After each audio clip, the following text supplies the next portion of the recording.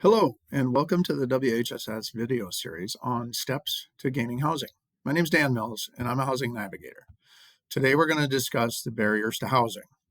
We think of barriers as something that is going to stop us in some way, whether it's in the form of a roadblock or obstacle that's going to stop our progress in moving forward, or even guardrails like on a highway overpass that keep us from going too far off the road. In a way, housing barriers are both. If you watched the previous video Cassandra did on rent portfolios already, then you may have helped answer this question. The rent portfolio or rent resume is everything you're going to need to complete most rental applications. However, it's just writing things down on a form, and it's not the whole answer to what your housing barriers are, but it is the first step. Now we got to take a look at your rent portfolio and the applications from the potential landlord's perspective. Remember, renting property like housing is a business. So you have to be willing to look at it that way in order to be successful. After all, that's how landlords look at it. So how do you do that? Well, first, leave your emotions out of it. This is a business decision. So ask yourself what kind of tenant you would want. I'm pretty sure that if you leave your emotions out of this question, the answer would probably be something like, I want someone who's going to pay their rent on time, take care of my property, and not cause problems. So with that said, look at your rent portfolio and think how anything could potentially be a barrier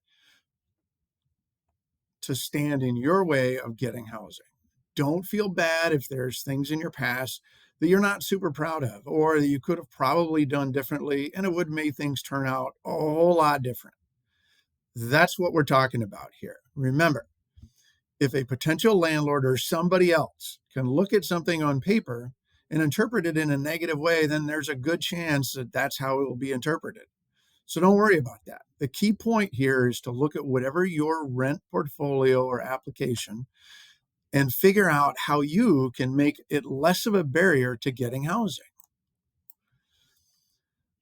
We'll get into more specific barriers later in later episodes of our discussion series. So I want to keep things limited to how to identify what your barriers are and come up with a plan to eliminate them, or at minimum, make them less of a roadblock and more of a guardrail.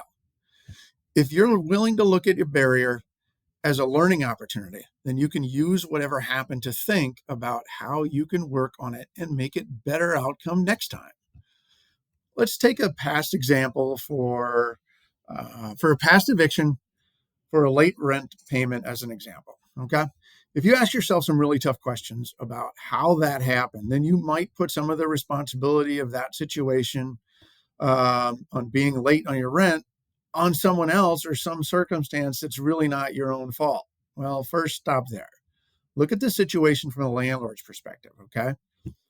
Landlord has a business. A landlord has to make money in order to continue in business or risk going out of business. Is it the landlord's fault that you were late on your rent? Probably not.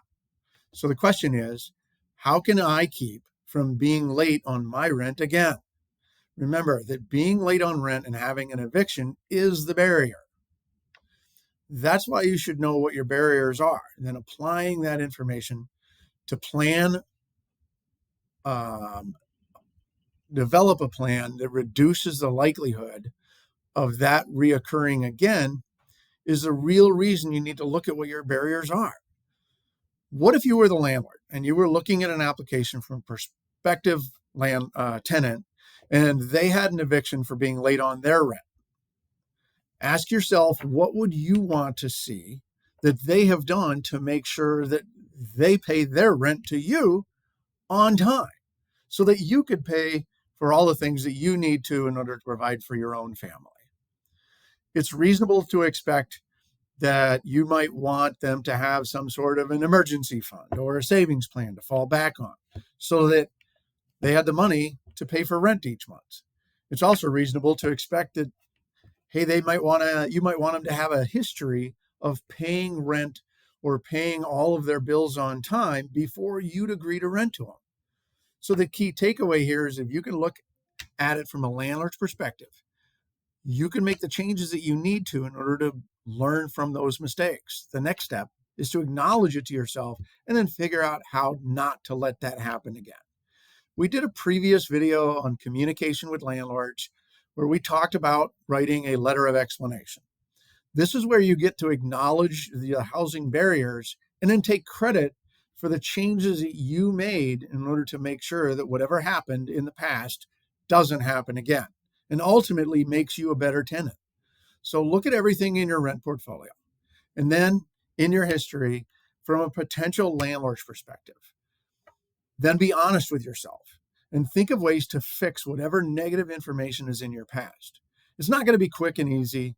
Remember, bad things happen fast, but the good things take time. Thanks for watching. We'll see you on the next video.